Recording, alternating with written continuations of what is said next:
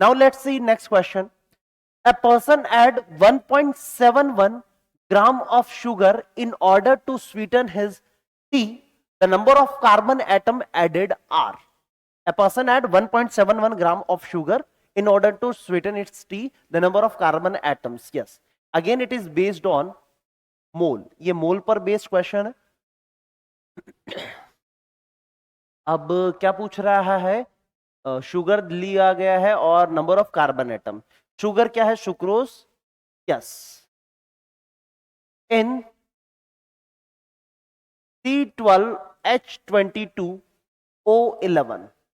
इसके number of moles निकालने हैं तो मास अपॉन मॉलिक्यूलर मास. मास आपको दे रखा है 1.71 है ना. मॉलिक्यूलर मास, अगर मुझे इसका मॉलिक्यूलर मास निकालना है तो मॉलिक्यूलर मास कितना होगा? Molecular mass will be 12 into 12 plus 22 into hydrogen का 1 प्लस 11 इंटू ऑक्सीजन का 16 और यह मिलाकर आया अपना 342 इसका मॉलिक्यूलर मास. तो मॉलिक्यूलर मास यहां पर रख दिया 342. 17 दूनी 34 तो 1/200 इतने मोल्स हो गए. किसके? तो मोल्स ऑफ C12H22O11 इसके मोल इतने हो गए. अब ये सवाल में क्या पूछ रहा था? सवाल में पूछ रहा था नंबर ऑफ कार्बन एटम इसके अंदर in order to sweeten its tea. तो कार्बन एटम्स कितने होंगे? तो इसके अंदर कितने, एक में कितने दिखाई दे रहे हैं? 12 कार्बन एटम्स. एक में अगर एक C12H22 में एक में 12 दिखाई दे रहे हैं तो इतने में कितने दिखाई देंगे?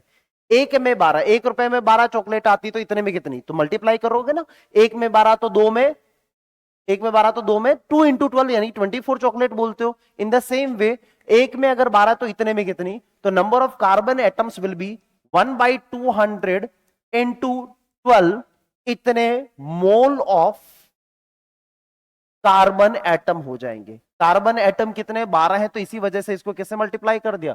12 से मल्टीप्लाई कर दिया. इतने मोल ऑफ कार्बन एटम. अब एक मोल का मतलब होता है अवोगाद्रो नंबर. तो इतने मोल का मतलब कितना होगा? एक में अवोगाद्रो नंबर तो इतने में कितना? तो into Avogadro number. Into Avogadro number. Avogadro number कितना? 6.02 इंटू 10⁻23 कार्बन एटम्स. एक में अवोगाद्रो नंबर के इक्वल. तो इतने में कितना? तो multiply this with Avogadro number. ये वैल्यू कितनी आ जाएगी अपने पास? 36 36 इंटू 10⁻20 21 36 इंटू 10⁻21 36. यस. 36 यानी कि 3.6 यानी कि आंसर कौन सा हो जाएगा अपने पास? 3.6 इंटू 10⁻22 इतने आपके पास आंसर आ जाएगा. Answer will be A option. Answer will be A option.